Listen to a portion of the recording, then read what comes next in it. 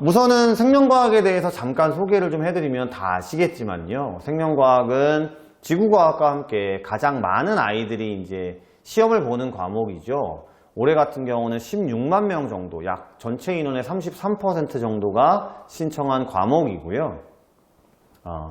우선은 극명하게 좋은 점이 있는, 그래서 이제 생명을 많이들 선택하는 이유 중에 하나겠죠. 좋은 점이 있는 과목이기도 합니다. 우선 첫 번째는 시험을 보는 애들이 많기 때문에 등급 간에 이렇게 인원수가 많다라는 좋은 점이 있고요. 그 다음에 20문제가 이제 정형화가 되어 있습니다. 쉽게 말씀드리면 나올 만한 곳에서 나온다는 거죠. 2학년 때 배웠던 아주 잡다하고 많이 외우는 이런 부분이 아니고요. 매번 나오는 부분이 나오기 때문에, 정확하게 말씀드리면 20문제 중에서 학생들이 어려워하는 유전이라고 하는 부분은 물론 뭐 7문제, 8문제 정도 나옵니다만 나머지 문제들은 수월수월하게 할 수 있고요. 이제 킬러라고 하는 문제들은 3문제 정도 나오고요. 9점 정도입니다. 그 다음에 근수축, 신경전도라고 해서 학생들이 2학년 때 좀 어려워하는 계산 부분이 있어요. 그 부분이 이제 한 문제씩 해서 총 6문제가 되는 거고요. 나머지 14문제는, 14문제라고 하면 6문제를 3점이라고 치면 32점입니다. 그럼 32점이면 이제 3등급에서 4등급 선인데요.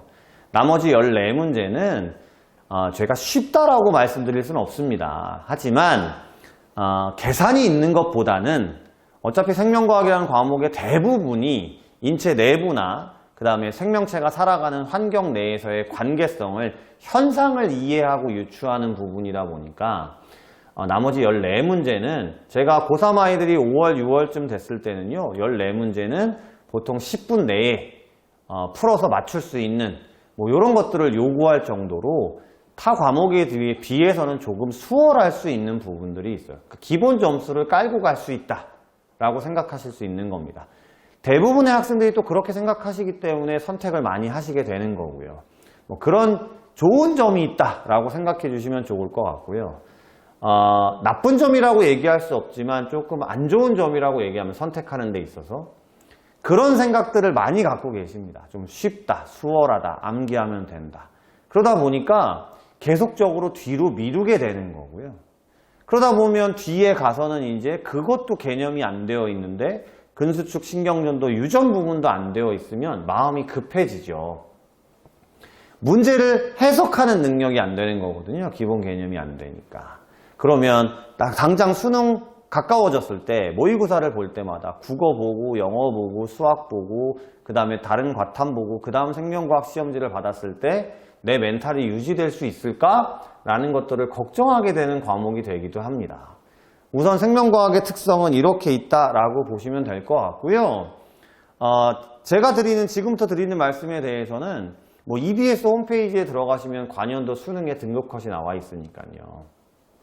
생명과학 같은 경우는 2019년도 개정된 이후부터 좀 수월하게 나왔던 2020학년도 빼고 나면요, 1등급 컷이 45에서 42 정도 됩니다.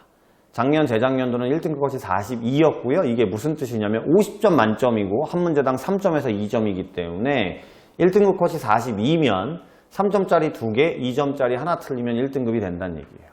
45면 3점짜리 하나, 2점짜리 하나 틀리면 1등급이 된다는 거죠.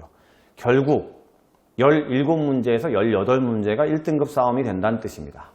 제가 아까 14문제의 기본 문제가 있다고 말씀을 드렸죠.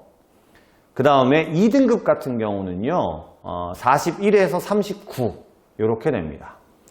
편하게 말씀드리면 41이면 3점짜리 3개, 39면 3점짜리 3개, 2점짜리 하나, 결국 16문제에서 17문제 싸움이 된다, 이런 겁니다.